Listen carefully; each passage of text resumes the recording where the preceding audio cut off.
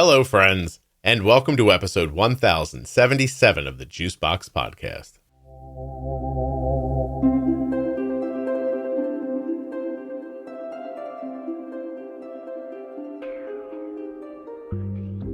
Today on the podcast, I'll be speaking with Jason. He's the father of a 13-year-old living with type 1 diabetes. After an acquaintance noticed that Noah looked a little thin, everything began. While you're listening today, please remember that nothing you hear on the Juicebox Podcast should be considered advice, medical or otherwise. Always consult a physician before making any changes to your healthcare plan or becoming bold with insulin. Couple of brief announcements. Beginning next week on Monday, brand new Omnipod 5 content. Remember the pro tip series for the Omnipod 5? These 3 new episodes will be an extension of that content. Beginning in your podcast players on December 11th. Make sure you're subscribed or following right now so you don't miss anything. For those of you who are already subscribed in Apple Podcasts, the new iOS 17 has messed up your downloads, possibly. Please take a look and make sure that you're set up correctly so that you'll hear the podcast. Go to the show in your library. Go up to the top right, hit the 3 little dots, then down to settings, then automatic downloads, and choose all new episodes. This episode of the Juicebox Podcast is sponsored by Touched by Type 1. touchedbytype1.org. Fantastic organization helping people with type 1 diabetes, and all they want you to do is know about them. Find them on Facebook, Instagram, and at touchedbytype1.org. The podcast is also sponsored today by Omnipod. Omnipod.com/juicebox. Head over there now and get yourself an Omnipod 5 or an Omnipod DASH. Wear the same tubeless insulin pump that my daughter's been wearing since she was 4 years old. Wear an Omnipod. The show is also sponsored today by Cozy Earth. Cozy Earth makes the best sheets and towels and clothing that I've ever worn. I mean, soft and quality and temperate, like never too hot, never too cold. Fantastic stuff. And the best news here is that at CozyEarth.com, all you have to do to save 40% is use the offer code JUICEBOX at checkout. Use JUICEBOX at checkout at CozyEarth.com to save 40% off of your entire order. My name's Jason. I am a father of a type 1 diabetic who just turned 13 years old, Noah, and we live in Northeast Texas, due east of Dallas in a town called Tyler. Noah is 13? Yes, just turned 13 in January. He's had diabetes for a couple years now. Couple years. Okay. Is there anyone else in the family with autoimmune stuff? Not that we're aware of. So to say it took us by surprise is an understatement. We have an older sister who is 16. She has no autoimmune issues. And then, of course, my wife, no history in her family that we're aware of. Mm-hmm. Nothing for you? Nothing for me. Okay. Yeah. How did his diabetes present to you? So he had started complaining about constantly being thirsty to my wife for a couple of weeks. He was getting up to go to the bathroom quite a bit at night. Again, was telling my wife about this. I'll never forget, we actually had some of our friends. He's a baseball player, so we were playing a lot of travel ball at the time. And our friends actually commented on his appearance to me and said, he doesn't look like himself. And that's when I finally woke up a little bit and took a good look at him and realized he does look kind of puny. He had lost some weight. All of this in complete denial, I attributed to he's going through a growth spurt. Finally, there was one night where he actually wet the bed, and that had not happened in 10 years, probably. Yeah, 8 to 10 years. Quite some time, right? Yeah, I was like, oh, that's definitely a red flag. We had already, my wife had already booked a doctor's appointment for him on Thursday, and we got them to bump it up to Monday. Went in and got the results. When the friends mentioned that he looked smaller, did you notice anything in his performance in baseball? Was he slower, getting tired, not hitting the ball as far, stuff like that? Not particularly in his baseball performance. He he definitely seemed a little more tired, after games. And he seemed a little puny. Hmm. And then when they made the comment and I looked at him, I was like, he does look really pale. Like his coloring just was not right. And I really then noticed, just how skinny he was looking. Definitely he was, not that he's a pretty happy kid, but he was a little grouchier back in those days as well. Once you began to see it, could you put a time frame on it? How long do you think it had been going on? My estimate is maybe 6 weeks. Okay. But that's just my estimate of it. It could be 2 or 3 months, or it could have just been 2 or 3 weeks. When you see all this, you call a doctor eventually? You go to a hospital? How do you handle it? So we went to his primary care physician, who we've known for many, many years. He gave us the news and basically said, I have bad news and good news. Bad news is, or the good news is, it could be a lot worse, but the bad news is you definitely have diabetes. And sent us on to an endocrinologist who we saw the same day. We were very lucky, and we went about a 10-minute drive from his office to our new endocrinologist's office. That's where it was confirmed that it was diabetes. They did think it was probably type 1. They ran all the tests to confirm that. And Scott, we never went to the hospital. It was one day we were normal, and the next day we had seen 2 doctors and a diabetes educator, and were learning how to treat type 1 diabetes. Went home the same day. What was his blood sugar that day? Do you know? It was off the charts. Let's say that. I think his A1C was like 14. Wow. Okay. When they did that. And I think he was in the 400s maybe on blood sugar. Did they start him on insulin right there in the office?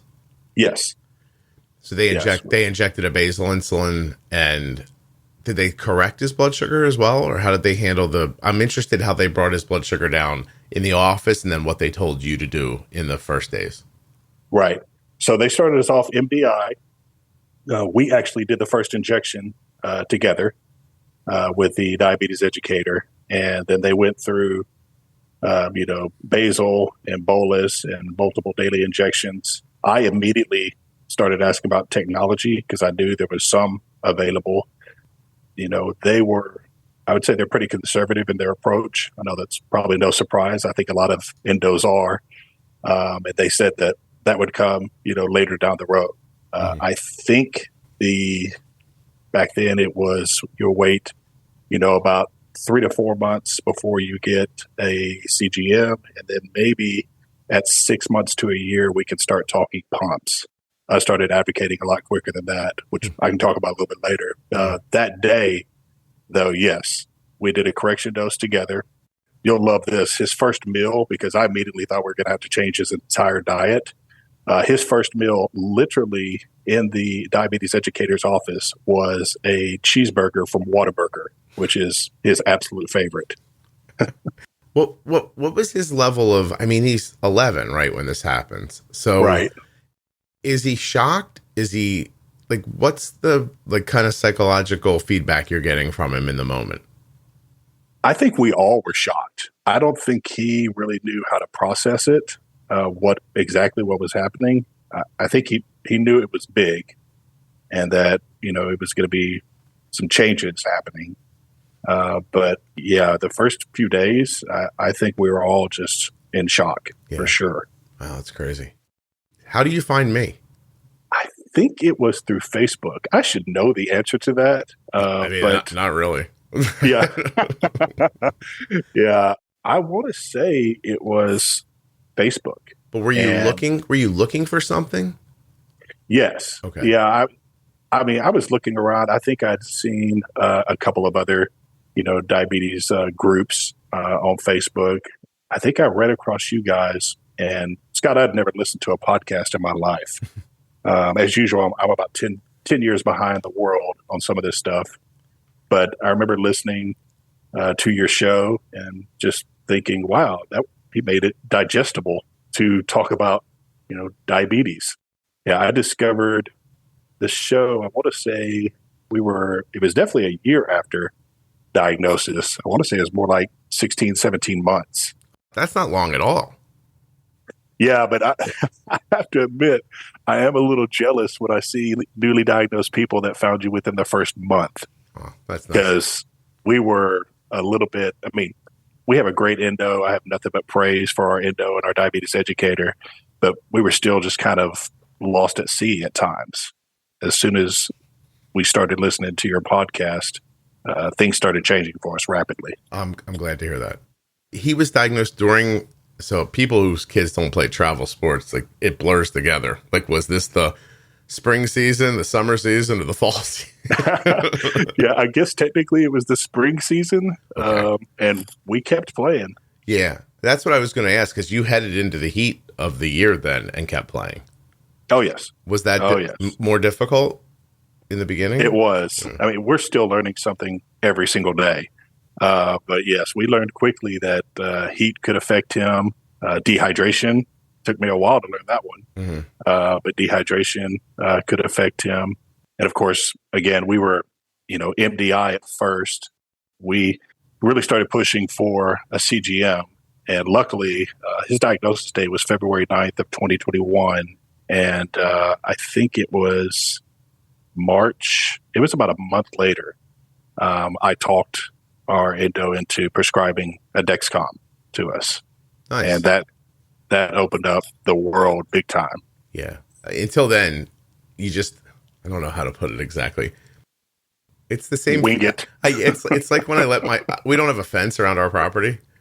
And I just said property like I have 20 acres. It's my yard. But we don't have a fence around our backyard. So we sort of, I'm in the middle of two. Obviously, there's a neighbor on my left and a neighbor on my right. And the three of us, we made a gentleman's agreement a long time ago not to fence in the property. So when you walk outside, you get this very wide open, more open feeling because there's just no sight lines like knocking down when you look out. I look into my neighbor's backyard, it feels like it's mine. Anyway, every time I let my dog out, I have that feeling. I'm like, I wonder if this is going to go the way I want it to. Is he going to wander off? Am I going to be in my neighbor's backyard 5 minutes ago going, remember when we said we wouldn't put up fences? I bet you regret that. And, or, when Arden was first playing softball with diabetes, I mean, I didn't know what was happening. And, you added a CGM. And back then, I mean, was that the Dexcom, I don't know, 7+, which I know people are like, but the 7 is just out. I'm like, no, their numbering system was off in the beginning. It was like Dexcom 7+, then it went to, I don't know, I forget, G4, then G5. Anyway, point is, a lot of generations ago. And even that thing was, it did its best, but it lagged a little bit. And I just remember never feeling like I knowing what I was doing. And, it's a terrible feeling. He, didn't know. It sounds like you're very involved in his blood sugars and helping him, which is great. But what I'm saying is like, are you shouldering a lot of the concern while he's being active and doing his things? I sleep on Cozy Earth sheets. I wear Cozy Earth joggers and sweatshirts, and I dry my bits off after every shower with the Cozy Earth waffle towels. And you may be thinking, yeah, sure, Scott. Well, they gave you that stuff because you do ads for them. They gave me some of it. A lot of it I bought on my own with my money and the offer code Juicebox at checkout. I saved 40% on the sweatpants I'm wearing right now using my offer code. I saved 40% on a second pair of sheets that I bought using the offer code Juicebox at checkout. This stuff is high quality, incredibly comfortable. It washes well, it wears well, it sleeps well, it dries well. CozyEarth.com. Use the offer code Juicebox at checkout to save 40%. Oh, definitely. I am, of the two of us, I am the most OCD, and I am always trying to stay on top of things, particularly when he's playing sports, but even throughout the day, trying to tighten up the reins that we have set for him. And I've been told that I might be a little overly competitive. So it's almost a competition to see how low I can get his blood sugars in a healthy range, of course. Yeah. But yeah, I keep an eye on it. My wife, she does a lot as well. But as far as keeping an eye on blood sugars and using text messaging, which thank you for that suggestion, back and forth throughout school. It's a lifesaver to make sure that he's, watching his numbers himself. I kind of take the lead on that. Yeah, that one bit me this weekend. I gave a 3-day talk at a private event this weekend for people of the Orthodox Jewish faith, and a lot of them don't use technology, and some of them, even if they have a phone, it's just a flip phone, right? And I'm standing in front of like 400 people, and somebody says, "What's your best advice for helping a child?" And I was like, "Text messaging." And then I went, and I was like, "Hold on, I'll come up with something different. Give me a second." Put you on the spot, huh? Yeah, I was like, "Uh-oh, better think I can't just reach into my bag of tricks and say my thing." That's right. But anyway, we kept talking. We thought about other ways to handle it. I mean, honestly, that's my honest first thought. What's the most? I mean, aside from how to deliver insulin or a CGM, what's the best technology for managing a child with type 1? I think is texting. So yeah.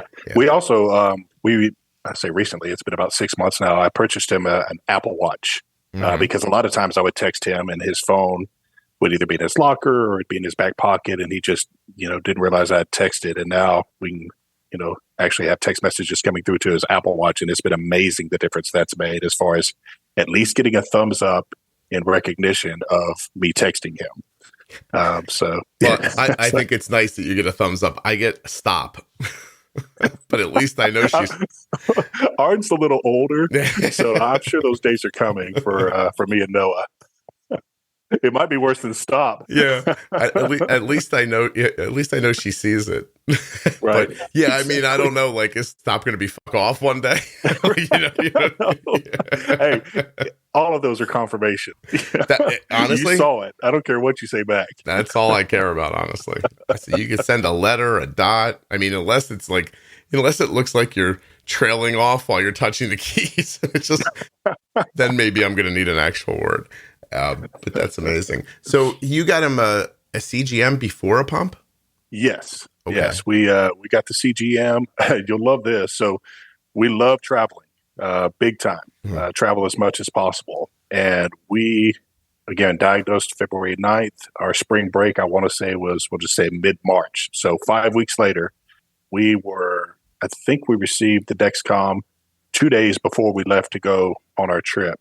And we flew from Texas to Charleston, and then we road tripped both the Carolinas, Virginia, West Virginia, Kentucky, and then flew back home from Nashville.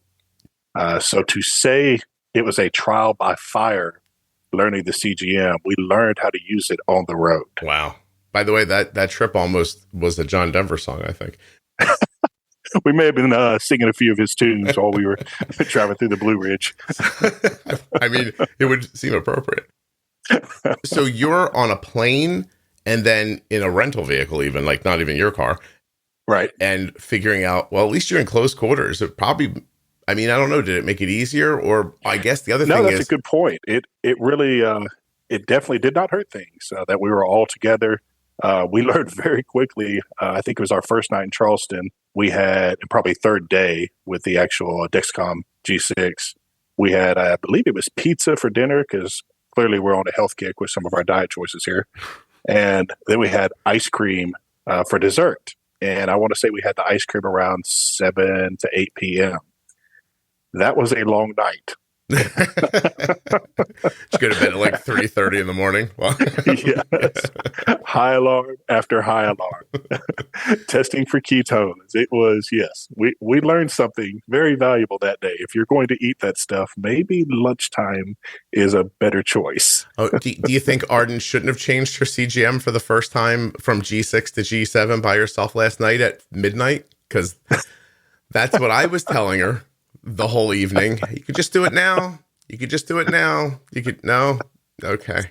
Was she saying it's only a 30-minute warm-up? That's going to make it all better? How about I'm getting a FaceTime at like 1 o'clock in the morning? Am I doing this right? showing me the sensor on FaceTime. I'm like, what is happening exactly? And she's like, is this like, just push it down like this and then push I'm like, yeah. I'm like, all I could think was, oh, I'm never going to sleep. Yeah, we have started doing Dexcom sensor changes. We used to do them in the evenings, and we switched to first thing in the mornings. I like having the entire day. I mean, prior to him leaving for school, of course. I like having the entire day to see how it's going to function. Because just like you've said many times, the first few hours can be a little wonky, which I think that might be the first time I've ever used the term wonky in my life. But I'm glad I can add to your. That's right. You're expanding my vocabulary. Your word choices are just drifting away. Wait till you see all the Yiddish I learned at my thing this weekend. You're gonna be getting that over the next year on the podcast. And I was able to check on some of my pronunciations. Anyway, here's as good as anywhere else, Jason. So they we're doing meals, right? So one of the things we did this weekend, which was very interesting, was they would bring us meals up, and the food was just very different, stuff I had never seen before in a lot of cases. And they wanted us, me and the other person who were presenting over the weekend, just guess these carbs, tell us what you think. So I get this bowl, it has beans in it, and then there's a thing on top of it. I don't even know how to describe it. And I put my fork in it and held it up, and I'm in front of a room of 200 people eating their meal. I'm like, what's this? And I hear kishka. I'm like, it's a kishka? Yes. And then somebody comes over, they say it's flour, it's pressed together, there's oil in it, they explain it. And I'm like, okay. And I put it down, and then it hits me. And I turn to the MC and I go, well, if that's a kishka, then where does the term eating my kishkas out come from? So the room explodes in laughter because I don't really know what I'm saying. You know what I mean? I just have these couple of Yiddish terms I know. I don't really know them. Anyway, after everyone stopped, it was very interesting about what a kishka is. And I guessed the carbs pretty correctly. So I was really, really thrilled with myself. I'm sorry, I got myself off track. Well, no, awesome. I had a question about the trip. You wouldn't have known about being sedentary and higher blood sugars without the CGM. That's right. You figured that out in the car, I imagine? I don't know if we even figured it out that quickly. Just how activity, I mean, again, we were 6 weeks post-diagnosis. So we really didn't at that point know about still versus exercising or even just walking, not even exercising, just being active versus being still and how much that can affect diabetes. Yeah. That came later on as well. Well, the reason it made me, it kind of popped in my head was, listen, my son grew up playing baseball in New Jersey, and it was incredibly competitive and year round. And I'm imagining it's worse in Texas. So I bet your kid's moving constantly almost. And then all of a sudden you're sitting still. That's what made it pop for me. I think we learned more on that. We're also big Disney fans and try to go to the parks on a pretty regular basis. It's kind of hard to go super regular when you live in Texas.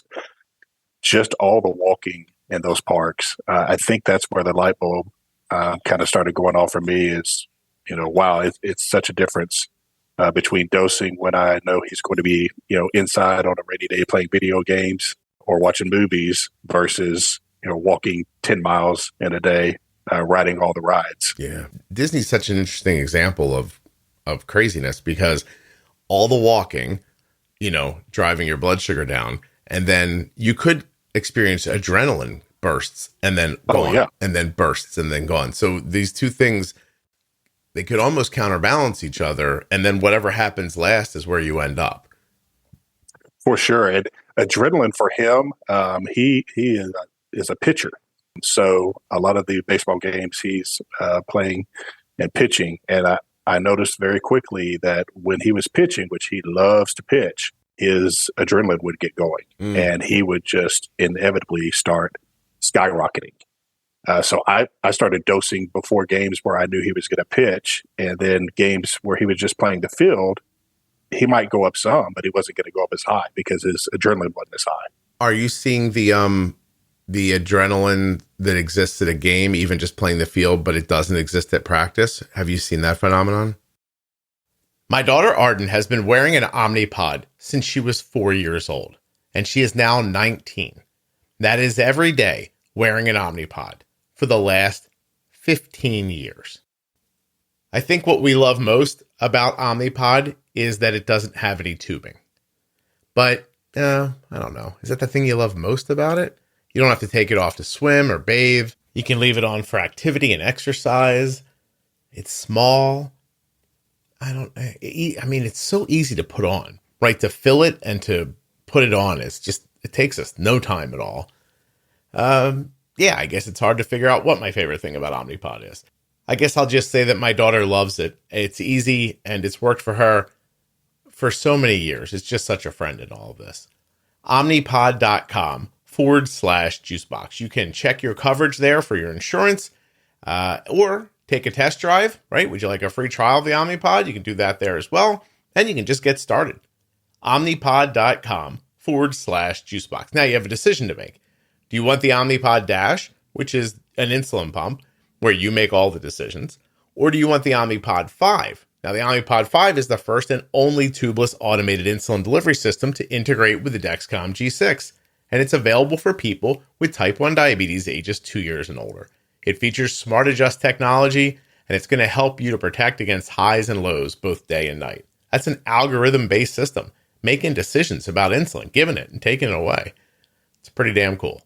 Omnipod.com/juicebox. Links in the show notes. Links at juiceboxpodcast.com. When you use those links, you're supporting the production of the podcast and helping to keep it free and plentiful.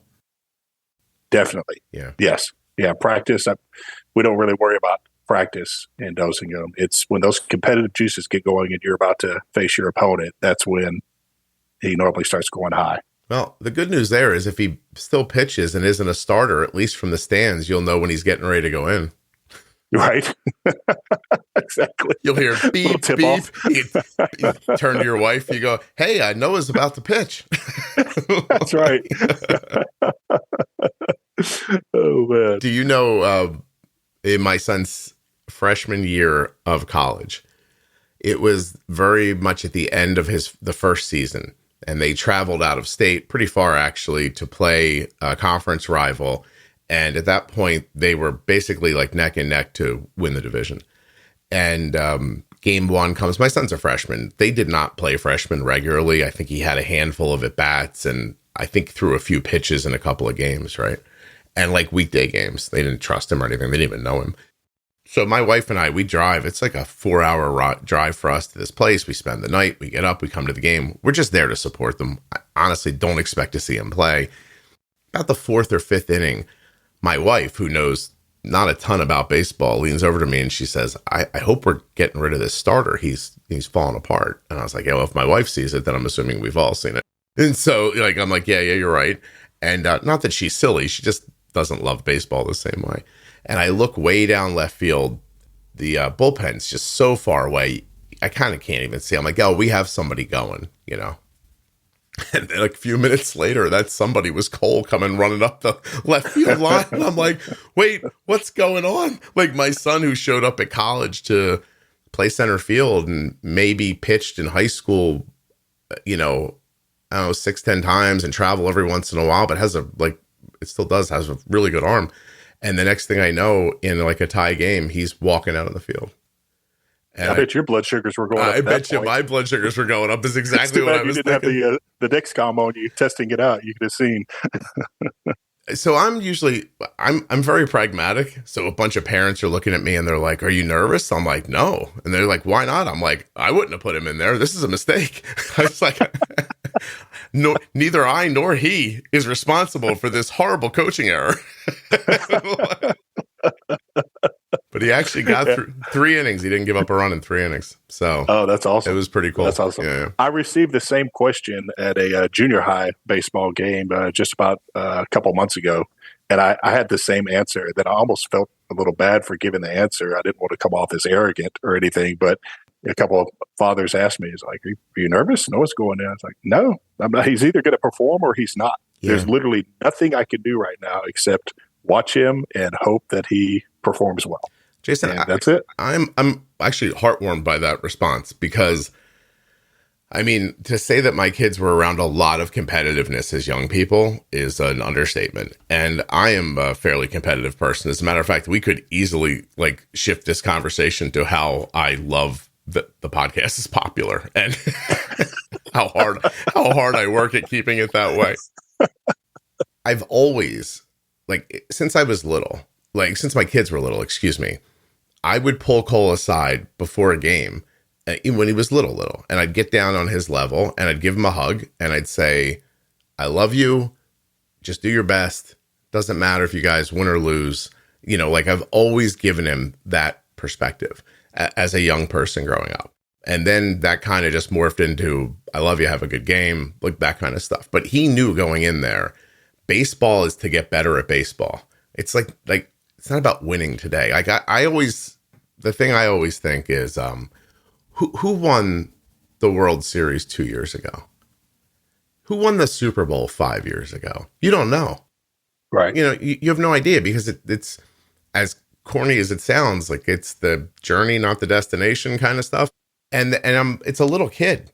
Like, what are you going to do? Send them out there thinking the weight of the world rides on whether or not they do something that's fairly impossible, you know? And so the only time when he was recruiting for college, the first big recruiting thing he went to, we were driving to it and we had this like kind of long conversation, which I'm sure he hated, but you know, screw him. I made him, I'm in charge.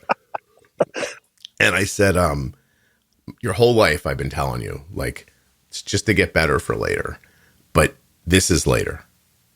I'm like, this is it. Like, you got to go perform now. Like, go do go do your thing right now. Leave it all out there. Whatever coaching fatherly euphemism that you can have. Like, this is it. Like, you don't impress these people, it's done. It's over. So go give them everything you have. You know? Oh, that's awesome. Yeah, and I think what it did was it just kept a couple things. It kept his sensibility about what he was doing in check. And at the same, like, you know what I mean? Like he didn't walk around thinking I'm doing this very important thing. He didn't have this sense of like baseball's more than it really is. It's something he loved to do that he was good at and he wanted to keep doing it. So, I mean, that's the perspective I tried to give him. If I tell that story 9 out of 10 times to other people, fathers, mothers, actually ladies, sometimes the mothers more than the fathers, mostly no one understands. It's just you know, I'm not above plagiarism, and I may be stealing what you said there and using that in the future because I love it. That's awesome. And it helped him in college too, because even when he got to college and then they're like, oh, you know, freshmen aren't going to play that much. And then you don't even realize that there'll still be politics in college. I mean, I don't know in hindsight why the hell I didn't realize that, but it was worse. It was the worst I'd ever experienced. And Little League was terrible. And high school was a mess. And everybody just fighting for their kids and arguing and jockeying for positions. I watched a woman one time. I've never told this story here. I think the kids were 11 and they were now in getting ready. So they were basically setting the team to try to get to the Little League World Series the following year. And my son had always played the outfield and just was very adept at it and came naturally to him. A strong arm, that kind of stuff, could really track a ball. But the second baseman on the team was terrible.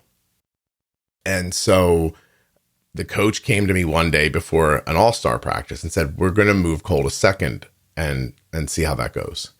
And I'm like, okay. And I think they were just trying to bring the athletic people onto the field, into the infield a little more. And, right. And he did very well. And that was it. After the game, it was announced Cole's going to be playing second base, blah, blah, blah. And I'm walking off the field with him, telling him how proud I am of him, asking him what he thinks about the shift and positions. And then we hear it from, I am not lying to you, 80 yards away, under a tree, a woman screaming her head off at the coach. In his face, pointing in his chest, screaming at him. And we showed up the next day for practice, and my son was not playing second base anymore. Wow. I watched the year before a group of parents call a meeting and fire the coach.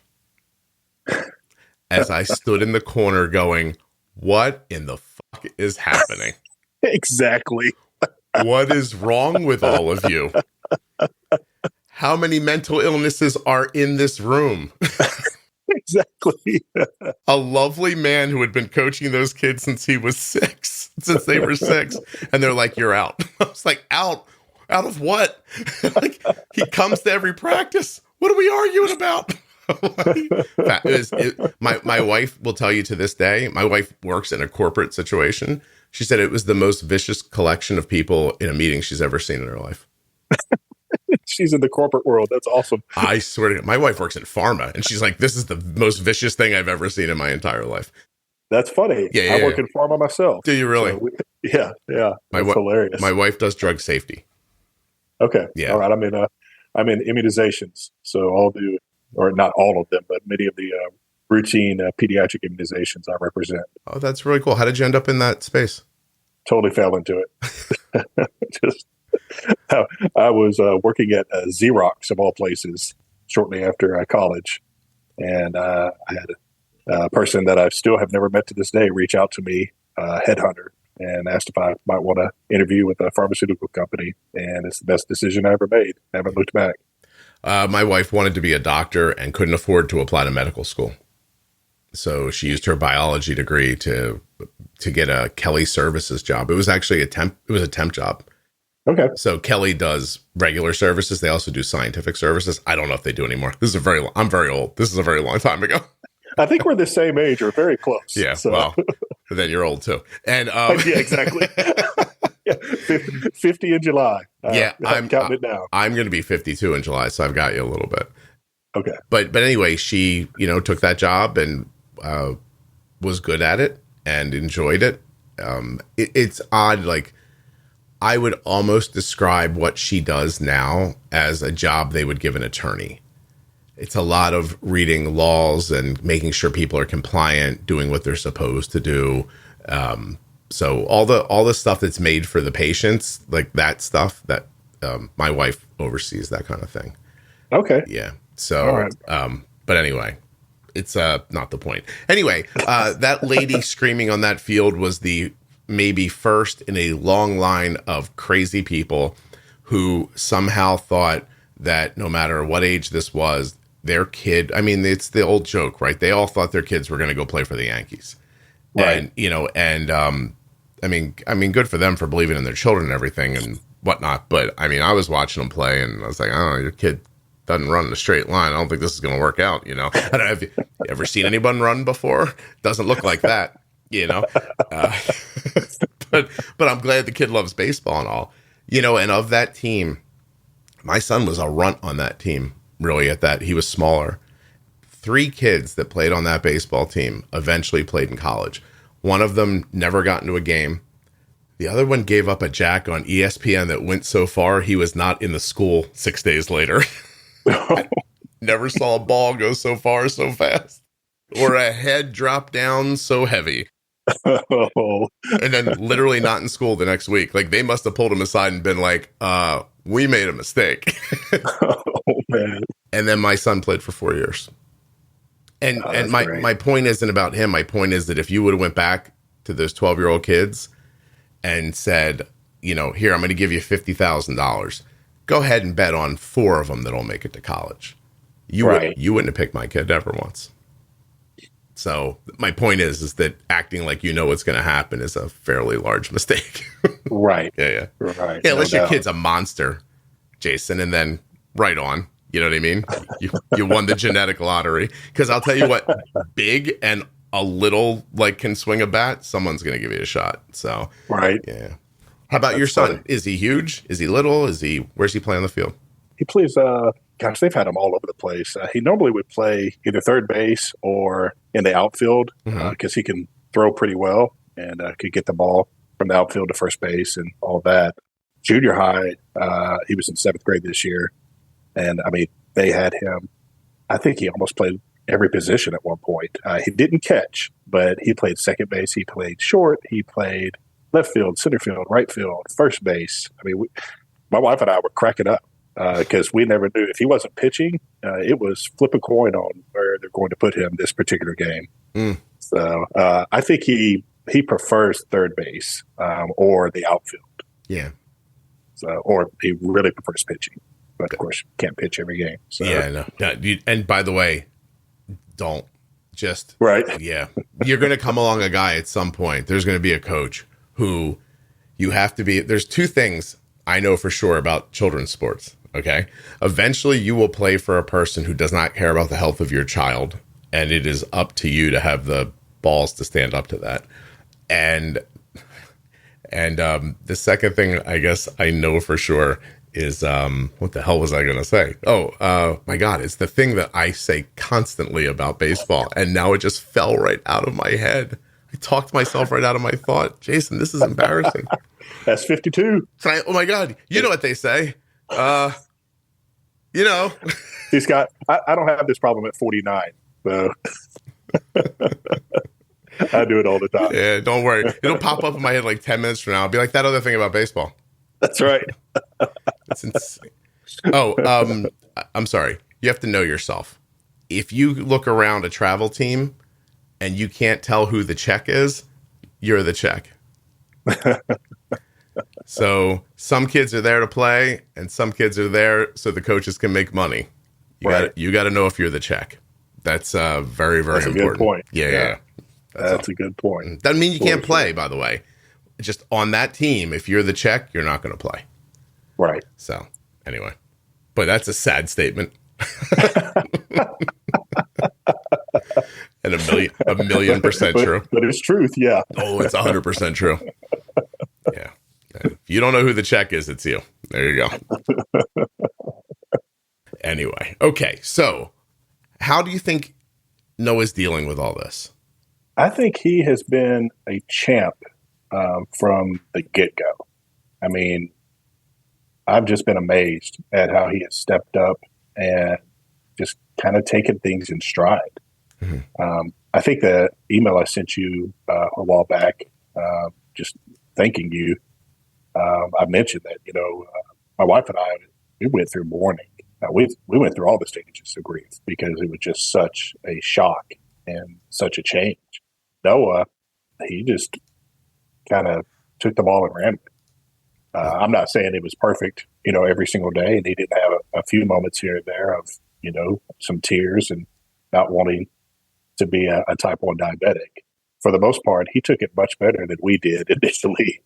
And I've just been amazed at how he's doing and how he's learning more and more. I'm kind of walking the line right now on trying to let him be a kid as much as possible, but also realizing, now he's a teenager and he's got to start, taking a little bit of ownership as the next few years go by and, learn to make adjustments on his own. So I've been kind of relinquishing a little bit of control to him. And so far, he's doing a pretty good job with it. Good for him. That's excellent. How are you doing with letting go of it as you're doing this? So far, pretty good. Of course, that's me evaluating myself. Jason, are you the check and you don't know it? Yeah, it might be. So no, I think so far pretty good. He has some days that are better than others, and that's just the way it's going to be. But yeah, it's almost a little bit of a weight off my shoulders on the days that he does. I mean, here lately, he's actually started proactively texting me when he gets an alarm and he's going high or he sees that he's going low, just saying, got it, or I've dosed. And that definitely makes me feel great seeing that. I will tell the truth and say that Arden leaving for college has been good for me. And has been good for you? Yeah. I don't mean because I don't know. Maybe I don't know exactly how it's been good so far, but I mean, it's on her now. Like when she's gone, it's on her. And so there are times that whether I'm cognizant of it or not, I'm not thinking about her diabetes at all. Right. And it's forced you to let go a little bit. Yeah. What I'm hearing. And I don't even know if it's letting go. It was taken from me. Like, there's nothing I can do about it. You know, I mean, she was leaving, and I was like, I can't live here on the floor in the hallway, so I guess I gotta go. And and not that I wanted to, but I mean, I don't know. It's different now. But I can tell you this: every time I see her while she's gone, or every time she comes home, her first and only desire and wish is, hey, could you just take care of my blood sugar tonight? It's the first thing she says, like, I just want to sleep overnight. Wow. So okay. It reminds me a little bit of this. I was listening to something, by the way, don't take this as details. Although, is anyone going to take anything after details after I couldn't remember the check analogy 5 minutes ago? But people are going to be like, why am I listening to this? He's been saying a thing his whole life and he doesn't know what it is. I saw this conversation. People were talking about that having a child with needs, a chronically ill child, can like metabolically age you up like 10 years or something like that as a parent. And so there's part of you that's tempted to say, well, you know, she's off to college now, so hopefully that'll be good for me. But then I don't know how the next thought in your head isn't, but now this all just shifted onto her. Like, so if it's 10 years for the parent of, what's the impact on the person? Right. You know, and then you get into that space in your head where you're like, okay, well, I'll trade the last 10 years of my life so she doesn't have to do this sooner. Like, and that's how it feels to me. I mean, I didn't think life was going to be fair, Jason, but I didn't think that I would have to make a cognizant decision to give away the end of my life either for something. At least I don't smoke, so I guess maybe that'll maybe help me a little bit on the other side. But it's in my head because I brought it up this weekend at the thing that a lot of good research says that children with diabetes benefit significantly from parental assistance into their mid-20s.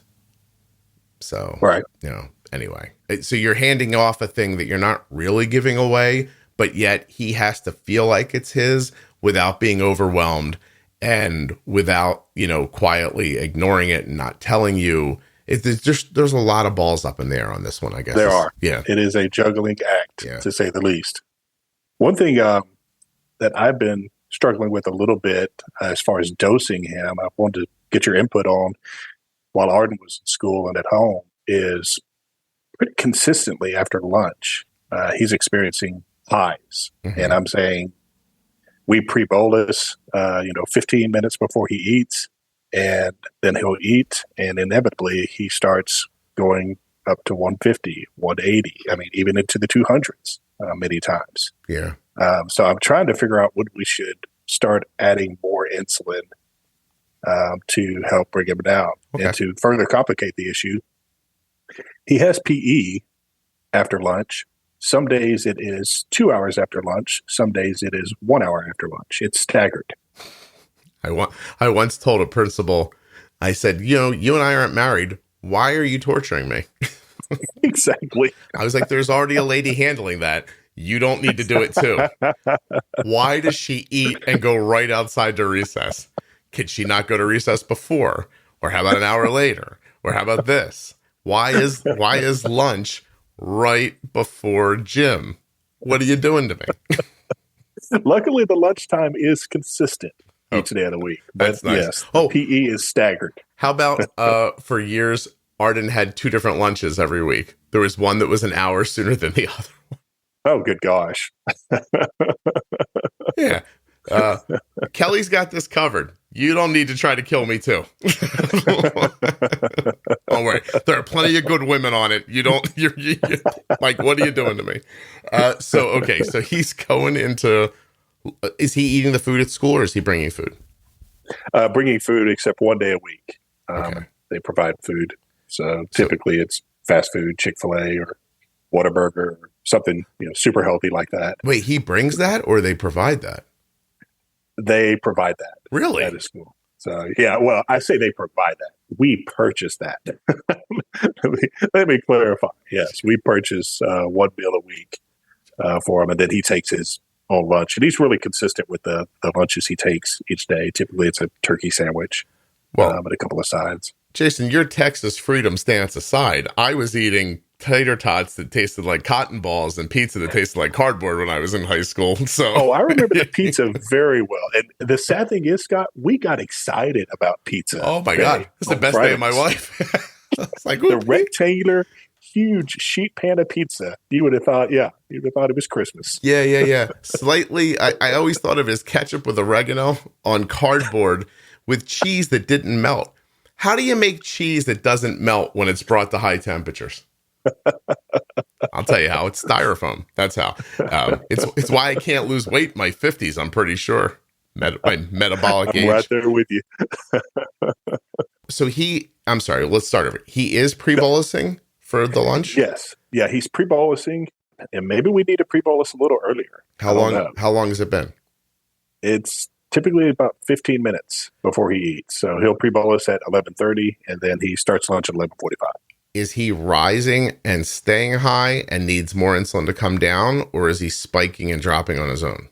No, typically he is rising and staying high. But on the days where he has PE sooner, a lot of times that will break him down with either no additional insulin or minimal added insulin. The days where PE is longer after lunch, typically he has to do a pretty significant correction.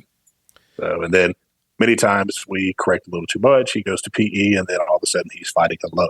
Yeah. So it's been interesting. I always have him have Skittles in his pocket for PE, just so he's prepared. You know. Yeah, I'm sure he's thrilled with that. Yeah, of course. but I take your point. I mean, in my mind, maybe you have to treat it like two different scenarios. Maybe the day when there's no PE, the simple thing to do would be to first try 5 more minutes of a pre-bolus if there's no sign of him getting low right now with the 15 minutes. The other thought is to take the correction that you're using after the meal and move like 2/3 of it into the bolus. Does that make sense? Okay. So you're pre-bolusing the food and in some odd way pre-bolusing the spike, if that makes sense. So on that scenario, I assume you're meaning on the days where PE is significantly later after lunch? Yes. When we're not then diving right into physical education after that. And physical education, where they let them throw balls at each other in the gym or whatever. By the way, right. Whoever outlawed dodgeball, you ruined a country. I'll just say that. By the way, there is a sequel coming to that movie. I just read that the other day. Is there really? There is. Yes. Was it duck, dodge, dip, dodge? Yeah. Was it the 5 Ds? Isn't Rip Torn's dead, right? Yeah. He's passed, but apparently the rest of the original cast are coming back. Wow. So yeah, that's one of those movies. If it's on and we're channel surfing and we come across that one, it's just immediate that we're watching it, no matter how many times we've seen it. It's so funny to us. Do you know how many people tell me I sound like Vince Vaughn?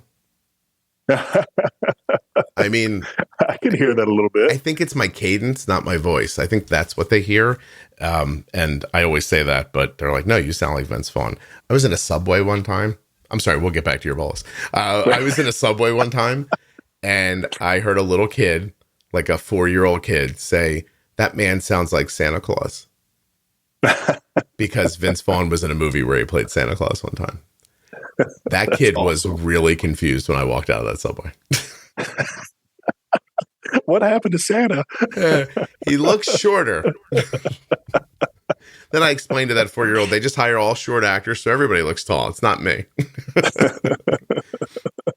Do you ever see how tall the women are who act with Tom Cruise? Yeah, right. So that's my thought for the non-PE days. Either start with just trying a slightly longer pre-bolus, as long as, like I said, you don't feel like he's in, trouble, like he's going to go low, or you move some of the correction into the bolus. So you're being more aggressive with the food because there's something happening, and you can kind of take the stance of, I don't care what it is. It's going to need more insulin later anyway. Why don't I just give it the insulin now? If that rise you're seeing is not in the first 45 minutes of eating, then maybe an extended bolus over even just an hour might be the way to go with that extra. So just kind of layering on top an extra blanket of insulin to keep that rise from happening, but not so much that he'll get low afterwards. See, that's one thing. We're on Omnipod 5 now, and I've pretty much kept it in, and I know, I could go into manual mode, but I've kept it in automated mode, I believe, since we've had it. So I have not done an extended bolus since we left the Omnipod DASH. So then in that scenario, I would either put it up front, and then let the algorithm manage it backwards, or make a secondary bolus prior to the spike. Okay. And that you would do with carbs. So do you think this is a fat rise? Or do you just think we're not covered by the right amount of insulin? I think it's both. On the day that he has the purchase lunch, which is always fast food, there's definitely a fat rise. Yeah. And we have actually been more aggressive on our pre-bolus. I've had him add like an extra unit or two on top of the carbs that he's, counting up. And then on the days where he actually packs a lunch, I think I really think we might start pre-bolusing more like 20 minutes before, or even 25 minutes. I've noticed that typically his insulin will kick in about an hour and 15 minutes to an hour and a half after. That's when I will see it actually start impacting the food. So I guess what I'm struggling with is if you pre-bolus and say it's 5 units that you dose for lunch, and 45 minutes later, you're already over 200 and still going up, but you have 2.5, 3 units of IOB left on. I guess I'm struggling with when do we go ahead and start adding more and more insulin? I mean, if it's not going to come back down on its own or without the algorithm pushing it, then my answer is before.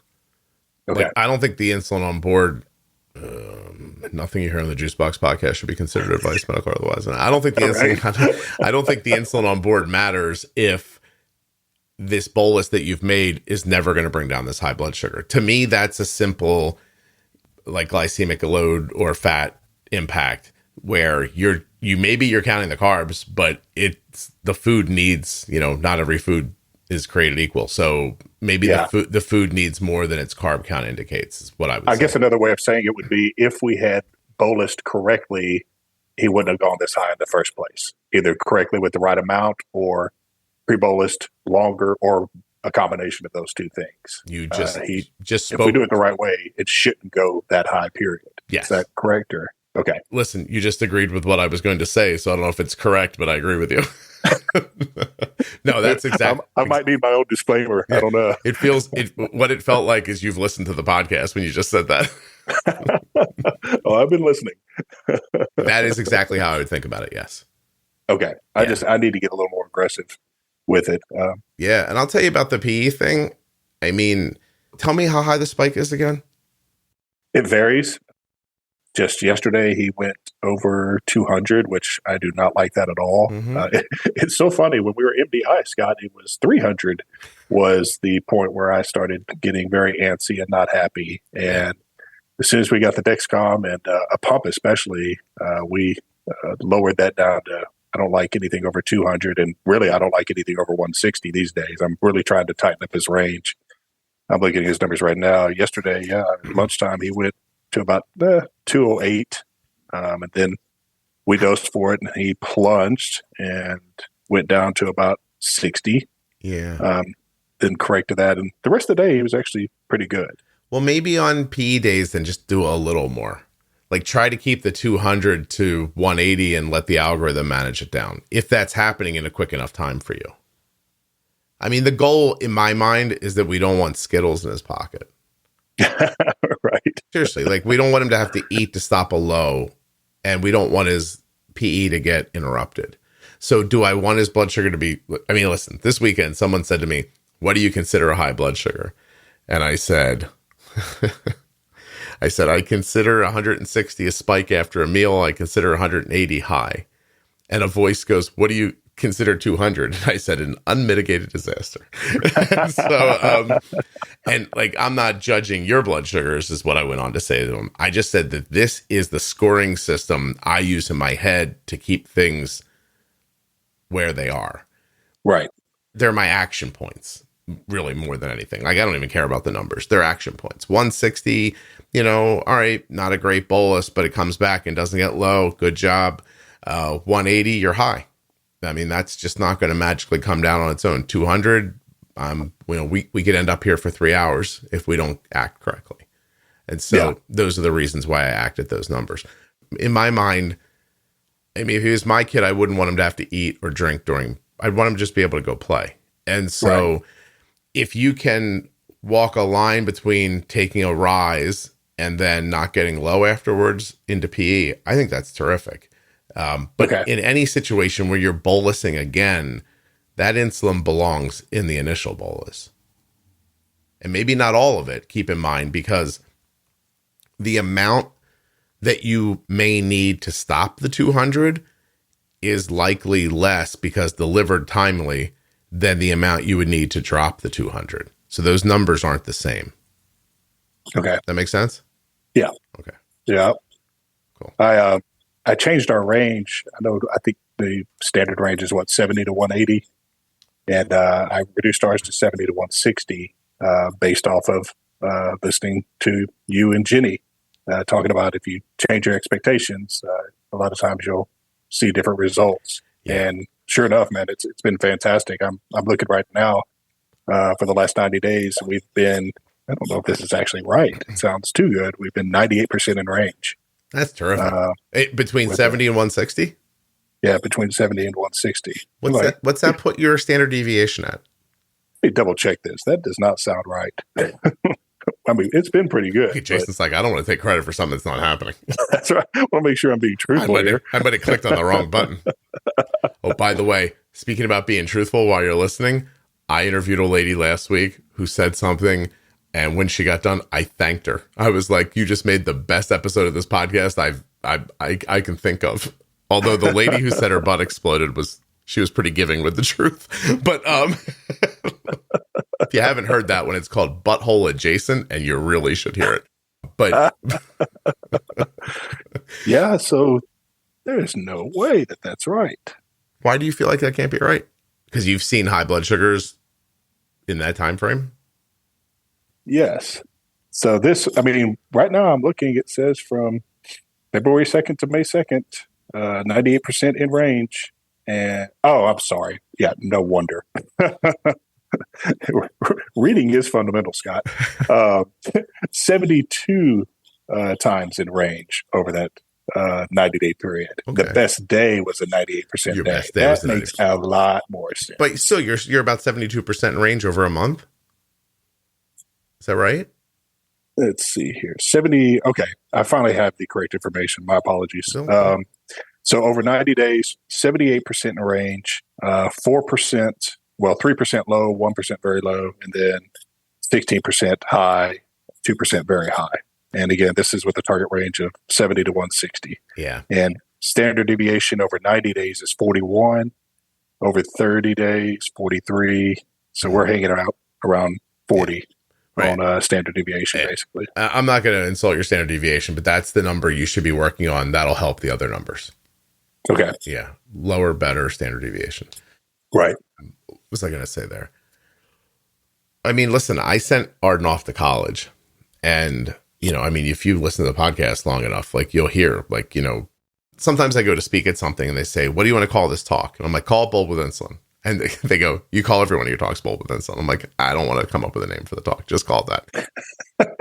And then they're like, well, it needs to say something underneath. And I said, well, we want to get people in the room so we can get the information to them.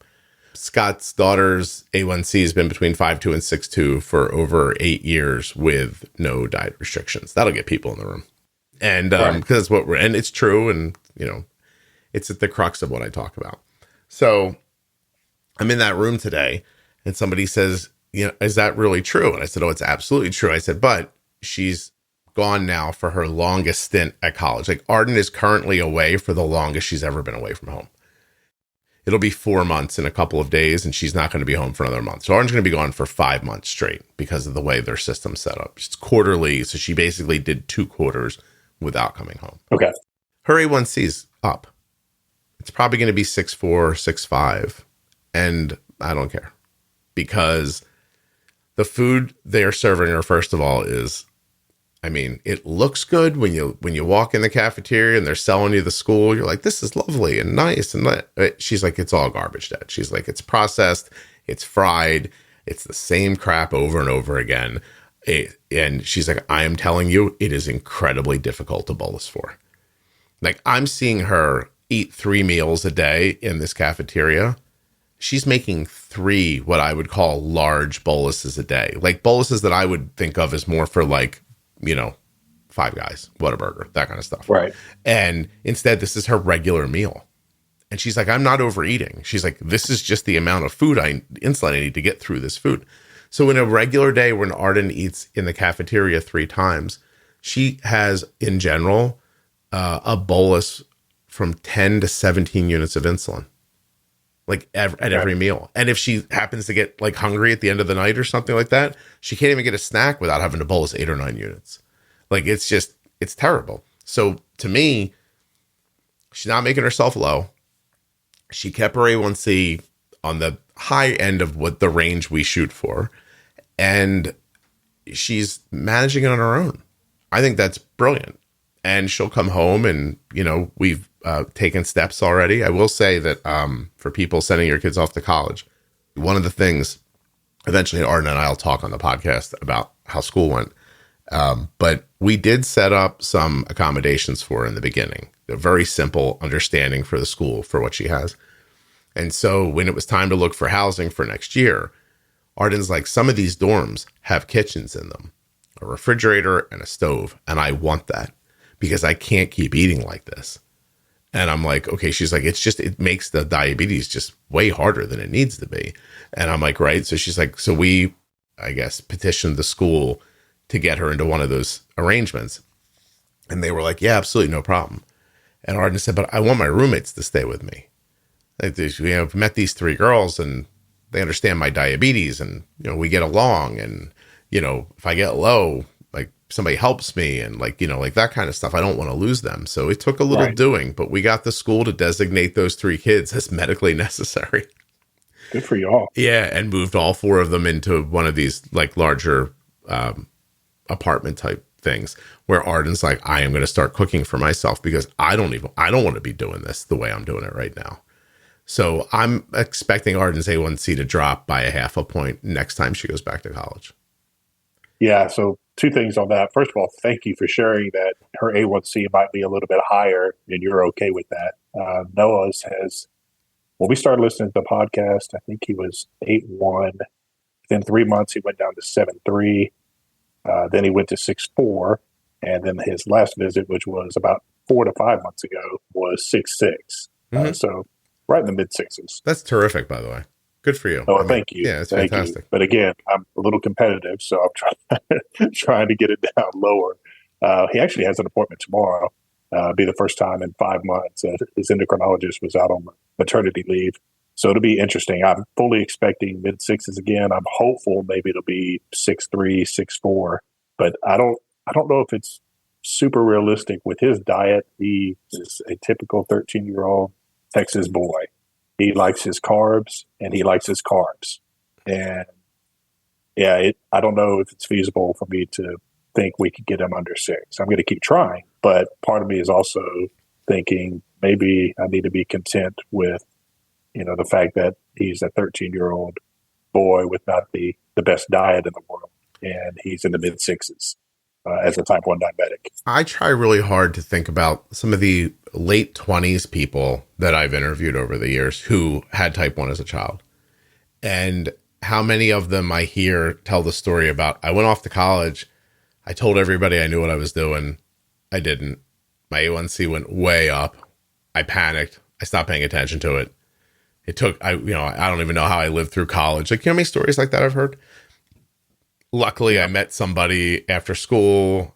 I thought about dating. I wanted to be healthier. Like that, those stories, right? I don't think there's a value in him living a life that you can manage that he can't manage.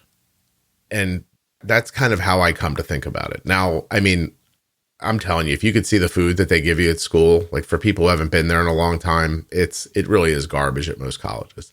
And don't worry, because at most private institutions, your housing and food bill is lumped together. And I think right now the national average is around $14,000. So that's fun. And you're paying 14 grand for them to eat garbage, and it's gonna hurt their blood sugar. If you bring it up to the school, you know what they say? We know. Great, thanks. It's hard to cook for a lot of kids, is it?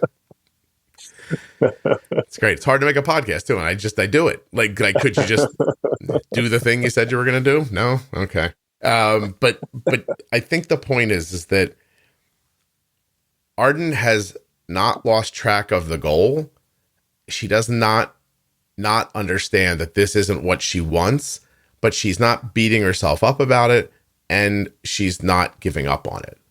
And to me, I think that's a good balance, because she will come home, she will eat better food here, and she will continue to put the effort in. And I've already told her, I'm like, Arden, you're going to come home, your A1C is going to come down 0.5 point.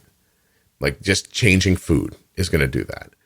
And then we're going to, my biggest concern is her fitting cooking into her life. So we're going to spend some time teaching her how to like prep meals and stuff like that. My son, I'll tell you what, Jason, of all the things I didn't expect, my son left home for a job like 4 or 5 months ago now, 4 months ago. Right. He was definitely a kid who would, he's 22 when he got out of college, and he'd come downstairs and he'd be like, can I get some eggs? I'd be like, you know how to make eggs, right? He goes, yeah. He's like, but you're better at it. I'm like, okay. What's for dinner? I'm like, what's for dinner? Yeah. I don't even know if I saw my mom when I was 22. I'm like, okay, And so when we sent him off, I said to my wife, I was like, you think he'll starve, or you think he's going to put on 100 pounds, like Uber eating, like everything? But what ended up happening was, I've never been prouder of my parenting, Jason, is that, you know what won over? He's cheap. And that's awesome. Yeah. So he gets his own apartment, gets his job. Trust me, he's not thrilled. He moved across the country. He's by himself. It's not easy. He's learning. It's the first, because of baseball, it's the first job he's ever had in his whole life. Like, no lie. Like, he went from like, I play baseball to, what time do I have to be there? Like, right. We're going to be here all day, the whole day. We'll just do this to noon and we'll break off and come back tomorrow. Like, he went to like right into the world, and he's there for a week, and I get a FaceTime, and the phone is obviously propped up on the counter in his little apartment. And he goes, I need some help. How do I make this? And I'm like, what? He goes, I'm making food. I bought these containers. I'm going to eat the same thing for lunch every day. And I'm going to make some stuff for dinner and have it aside. I am not spending money like this on food. I was like, wow, when it was my money, nobody cared, Jason, but okay. It's funny how that works, right? I mean, in 3 days, he figured it out. He's like, yo, how do you make this? Next thing I know, I swear to you, one day, he calls me and he asked me a question about something he was cooking. We got cooking shows when he first moved away, which was kind of nice. We would sit and watch him make food. He's making these little chicken chunks, wrapping bacon around them, like putting this, like, I don't know what, there was some sort of like fresh herb that was going in it. He was baking them. So a couple of days later, I said, hey, how were those chicken things? He goes, oh, they're really good. I said, you making them again? He goes, no, they're too much work. Where are the ramen noodles? He's like, I'm still going to make chicken, but I'm not going to all that trouble wrapping the bacon around and everything like that. That's right. That's way too much effort. Anyway, got his head right away. But what it taught me is that this gap of time when Arden is home, we need to do this with her now, because he's a kid with a job and nobody around him that he knows. He's watching sports and going to work. And, so he's got time. My daughter is not going to have time to teach herself how to like proportion her foods and cook and stuff like that. So I think we have to do it now before we send her back. So that's on my, sounds like a good idea for sure. That's on my to-do list for while she's home. I was at that thing this weekend. Somebody said, where's your high alarm set out? I took some crap from people, Jason. I'm not going to lie to you. Orthodox people are very direct. Like my wife's like, how was it? I said, if you take, like, they're lovely people and they're just, there's no pretense. It's all just very honest and like, right, open. And I said, if you went there with the idea of being like getting butthurt about something, you'd be in trouble real quick. Like, so Tell it like it is. I like it. yeah, it was 100% like that. And so, where's your high alarm set on the follow for your daughter? And I said, well, her alarm is set at 1:30. the whole room 1:30. And I said, but mine's set at 1:20. I mean, after the just shock left the room, why is yours different than hers? And I said, well, I like my alarm to go off before hers so that I can kind of look and see what's going on. Because if it's like a real like situation, like she's flying up, I don't even want to wait till 1:30 to do something about that. I want to start thinking about it now. But if it's a simple thing, then, she never even gets the alarm. Like I see 1:20 that curves down at like 1:26, comes back in. She's never alarmed by that. And that's get what you expect. That's setting your expectations, using your insulin correctly. Then I tried to explain it to them, timing it. Like at the end of the thing, they asked this, interesting question. If you could just leave us with a bumper sticker, what would it say? And I said, oh, that's easy. It's timing and amount. That's it. Everything about diabetes is the right amount of insulin at the right time. And I mean, there are other things. If you let me give you a second bumper sticker, I'd say something else. And a third one might talk about glycemic index and stuff. But mine might be a bump and nudge, because that's one of the most valuable things I learned quickly from the podcast was bumping and nudging. Okay. I'm glad you said that. But you got to take what you learned from the bumping and nudging and put it into the bolusing. Okay.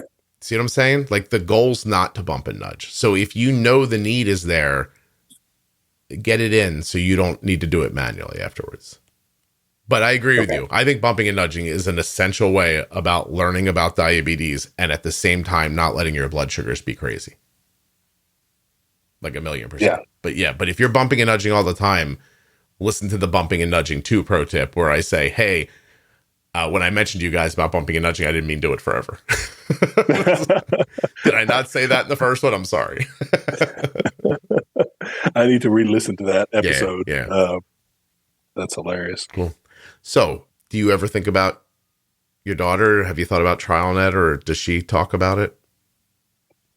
We haven't even broached the subject yet, but it'll be something we talk about, I'm sure, at some point, and see if she's interested in finding out or not.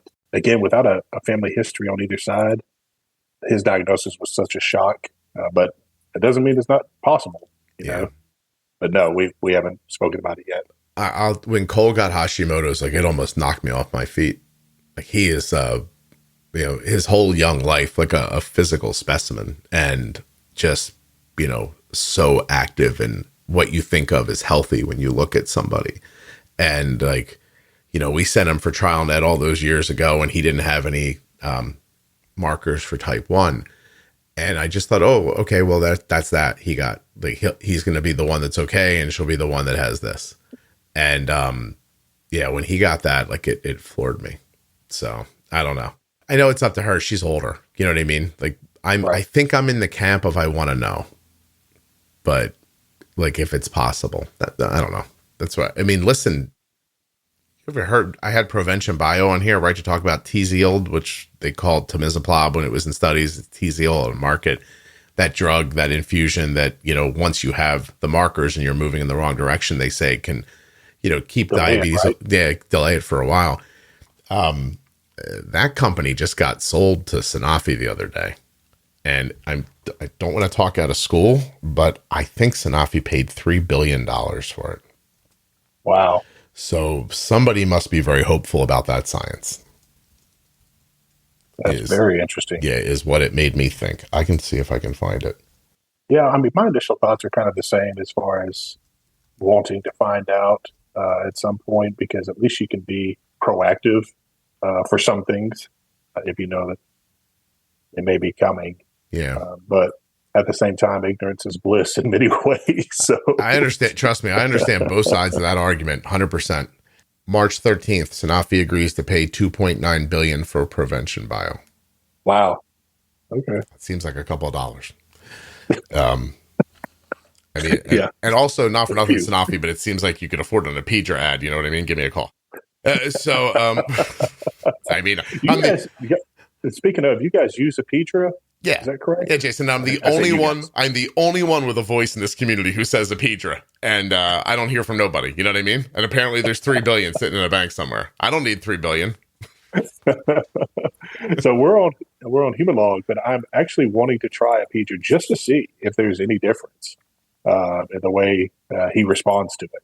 So I actually have that listed as a question for our next endo appointment tomorrow, is to see about maybe getting Apidra prescribed just to give it a try. Figure why not? If you ask that, your doctor is going to tell you not many insurance companies cover it. That's, by the way, if I'm joking aside, why Sanofi is not buying ads for it. And they'll probably talk to you about Fiasp or Lumjev and tell you that it's faster.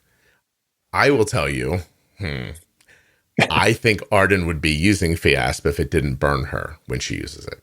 So she gets, it stings and it leaves her site sore, which there's an additive, I think it's vitamin B, that makes it work faster. And some people don't tolerate it well, and Arden doesn't. So, but here's what I love about Apidra. For Arden, super smooth. Like, this is not a lie. I haven't seen 2 arrows in either direction in years. And wow. I attribute that to the Apidra. And the truth is, I mean, I haven't seen an arrow up very often. Like, we don't see straight up and down arrows very often. And I attribute that not just to how, we use insulin and that Arden's using an algorithm, but that Apidra just seems to work very smoothly in her. And is that regardless of the pump she used with it? She's only ever used it with Omnipod, but she's used it with Omnipod, no algorithm, Omnipod 5, Omnipod with loop. Okay. Yeah, that's actually more of what I meant by the question. Yeah. Different types. So yeah, it's just the same result. I swear to you, a double arrow would that would shock me more than Cole having Hashimoto's. I'd be like, wait, what happened? What did we do wrong? Was there a problem? Yeah. See, I want to get to that point. I see double arrows a little too often. Yeah. So, no, I hear catch it and crush it. I've been working on that as well, just being a little more aggressive with it. I wouldn't be doing any of this without having that CGM. Just the peace of mind, being able to keep up with everything. I think it was Jenny once said that if she could only have one piece of technology, had to give up everything else. The one piece that she would cling to for her life was the CGM. Yeah, and I couldn't agree more. No, I'm with you. I mean, in today's world, it's a false equivalent. But yes, if you absolutely said to me just one, I'd say, all right, well, get the CGM and, we'll go back to MDI and figure out the rest. Right. And it won't be as easy. I mean, listen, between you, me, and whoever's listening, those algorithms are amazing. Like, they're just amazing. I spent so much time with people this weekend who were wearing a lot of Omnipod 5, a lot of Control IQ in the room, which was super interesting. And I'll break down in another episode somewhere, because they don't use a lot of technology, but when it's for their health, it's, kind of permissible. There are people who fundamentally do not know what they're doing with their blood sugars who are still keeping A1Cs at 7.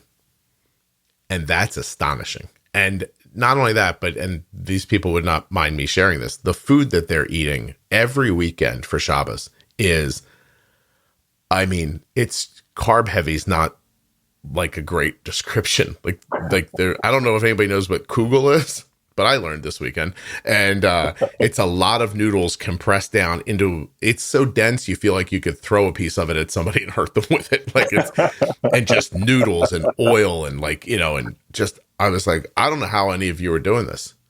Like, I was astonished at how well they were all doing. But algorithm, like, the people who weren't on the algorithms were struggling more. The people who were on them, even though they could maybe mess up a meal and end up at 250, they go to bed, and when they wake up in the morning, it's back down again. Is that optimal? It's not, but it's way better than waking up at 250 still. Yeah, we started Omnipod 5 last July. Actually received it while we were on vacation. Learned that it had been shipped, and we started it right after getting back from Disney World. Mm-hmm. And Scott, that algorithm it's not perfect. No technology is, but it has given us our nights back and our sleep back. And the only lows we fight at night on a consistent basis now are, oh goodness, what's the term for it when he's lying on his CGM? A compression low. Compression. I could not think of the word compression. Yeah, Yes. compression lows are the only time he truly goes low at night. And I still haven't figured out where to put that thing on him where he won't just instinctively lie flat on it and get a compression low. But the Omnipod 5, yeah, it's been amazing for us, particularly overnight. That's excellent. Maybe fingers crossed the G7, when it's available to use with Omnipod 5, maybe that will help with compression lows if we're lucky. I'm very hopeful. Yeah, me I'm too. stoked about the warm-up time and just the smaller size for sure. But yeah, in the back of my mind, I'm thinking maybe it won't have as many compression loads. Yeah. So we'll see. Time will tell. Yeah, when I visited Arden a couple of weeks ago, there was Parents' Weekend, and Kelly's like, she's starting to talk weird. And I'm like, what? She's like, I can't wait to come home for the summer. And I'm like, that's weird. She goes, Arden's not like she's not incredibly demonstrative. And I'm like, and she's like, I'm excited to come home for summer. She's like, you should go down for Parents' Weekend. So I flew down and got a hotel room, and I just yanked her out and like just kept her with me for 2 nights, like we hung out together. But the mattress was just a little harder, and she was wearing a G6, and the compression lows were just like, I don't know, it was something about where she was wearing it and that mattress. And right. I was like, ugh. And then so last night, I mean, aside from the fact that she did it at 1:00 in the morning, she switched to G7 last night. So, I mean, my God. And you know what I did? I'll tell you, my emotional maturity, I'm almost my age now. My emotional maturity. Because I still have a ways to go, but good for you. I had a whole text typed that was like, this is why I told you to change this fucking thing sooner. I'm like, you're bitching at me now that it's late and I'm texting you. No shit. Like, that was the whole text. And then I just deleted it. And I said, hey, let's just get this taken care of so we can go to sleep. Well, let me ask this though: was texting or typing it out but not sending it had to be somewhat therapeutic, right? I mean, a little bit. It's 1 a.m. I'm standing in the. I'm in the damn directions. Yeah, just listen for Christ's sake. And so, like, I mean, you know what I stop myself from saying about a half a dozen times a year? There are countless, hundreds of thousands of people who would pay me to stand here and talk to them about this stuff. And you're looking at me like I got 3 heads and I don't know what I'm talking about. I'm the guy from the podcast. That's right. I'm like, my best advice is to do this earlier in the evening. And by the way, not brain surgery, what I've just said. You know what I mean? Yes. Perfectly logical. But where the annoyance came from is it's me in my underwear standing on a hard floor in the hallway so I don't wake my wife up trying to talk to her about her, and I'm just like, I'm cold and I'm tired. And I'm still rebounding from the weekend because, not for nothing, Orthodox people don't use electricity. Sundown Friday, sundown Sunday, or sundown Saturday, that gap of time. And I don't know if you've ever tried to talk to a room of hundreds of people without a microphone, but it's not easy.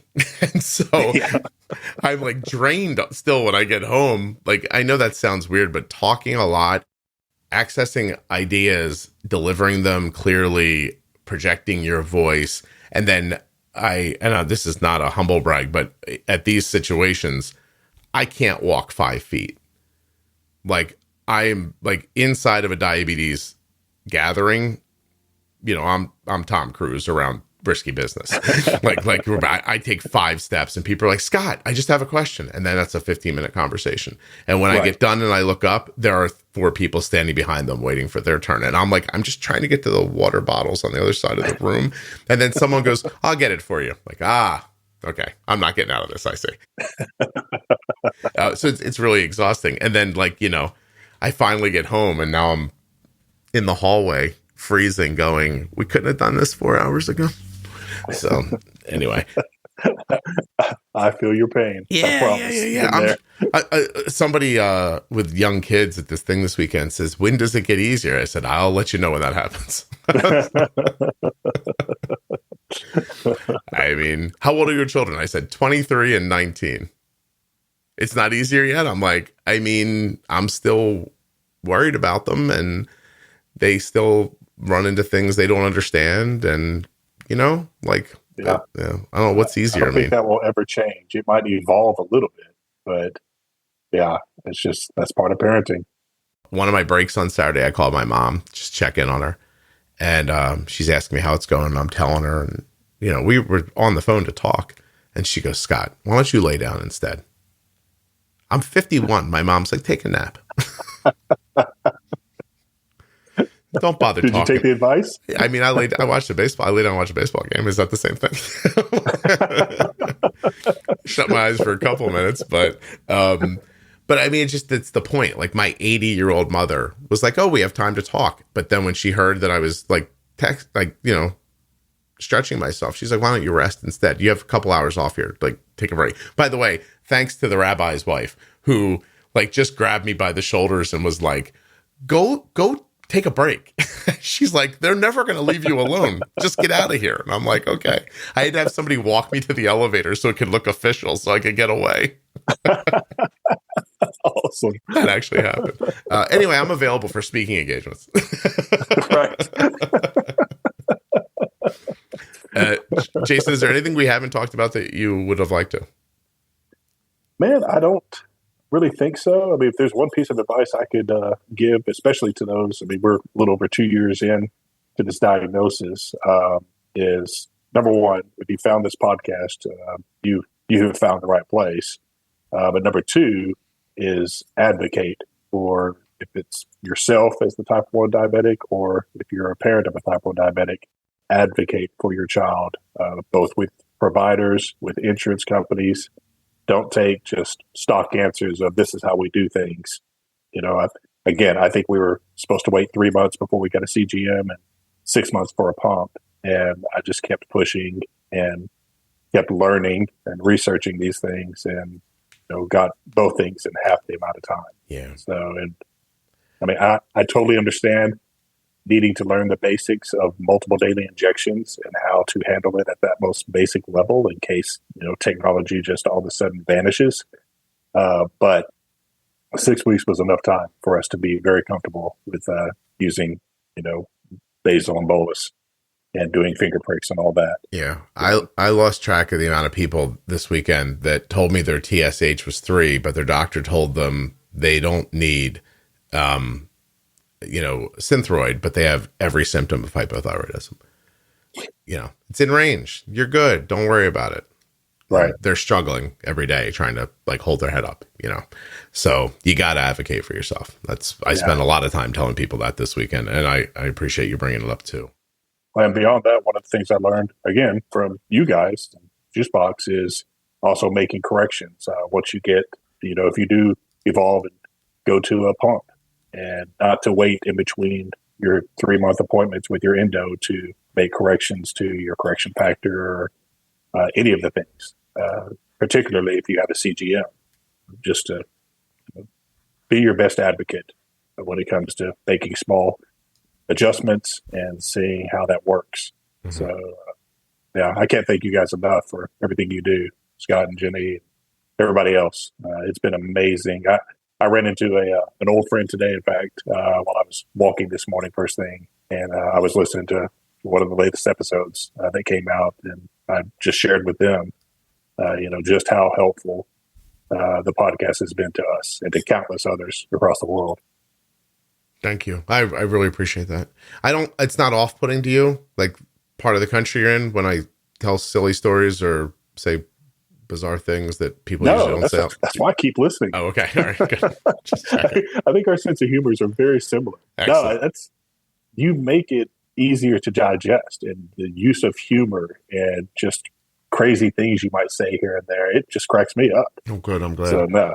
So, I was shocked this weekend when, I'm not bragging, but I got stopped a lot this weekend walking around, and, just very polite, like, thank you so much for coming. We really appreciate it.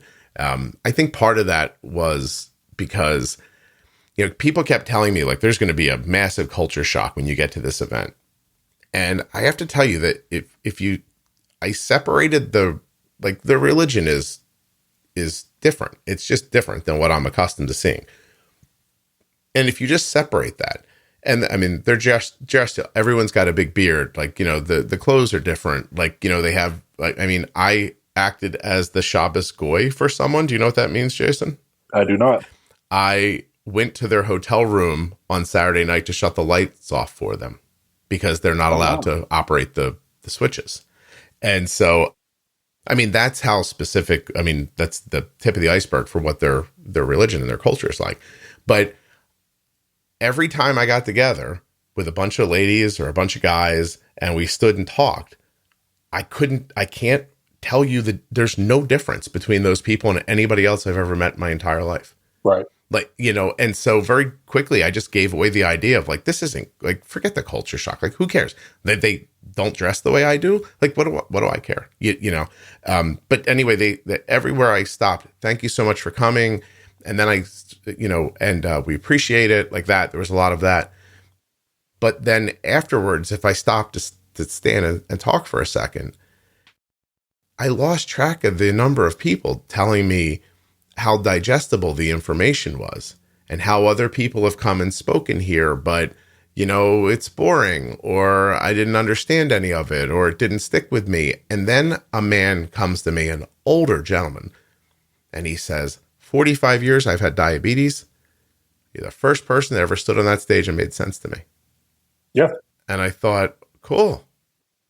Like, I don't know why, but everybody mentioned, thank you for making it easier to understand. Thank you for bringing some humor into it. It always feels so sad and sullen, and it didn't feel like that this weekend. I said, oh, great. Well, it's not if you don't let it be, you know? So, right.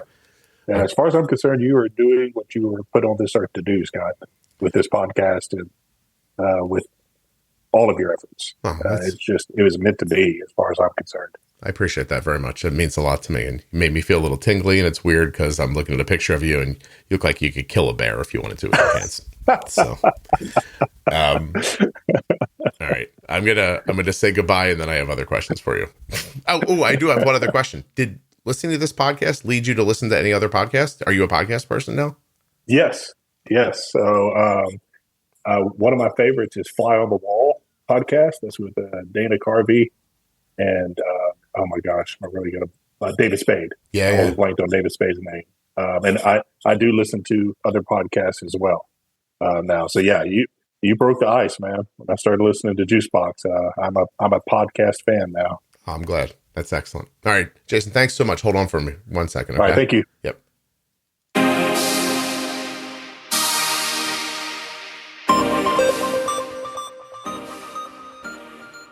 I want to thank Jason for coming on the show and sharing his story. And actually, I got to meet Jason in person at a speaking event I did recently in Texas. And it was lovely to meet him and his family. Let's thank also Omnipod and remind you to go to omnipod.com/juicebox to get started right now with the Omnipod 5 or Omnipod DASH. And speaking of Omnipod 5, brand new content coming next week. Look for Ask the Expert in your podcast player. There'll be 3 episodes on Monday, Tuesday, and Wednesday. Other things to look for: the private Facebook group, Juicebox Podcast, Type 1 Diabetes, and CozyEarth.com. Thank them so much for sponsoring. And don't forget to use their offer code JUICEBOX at checkout to save 40% off of your entire order. Thank you so much for listening. I'll be back soon with another episode of the Juicebox Podcast, right after I go to touchedbytype1.org and see what they're up to.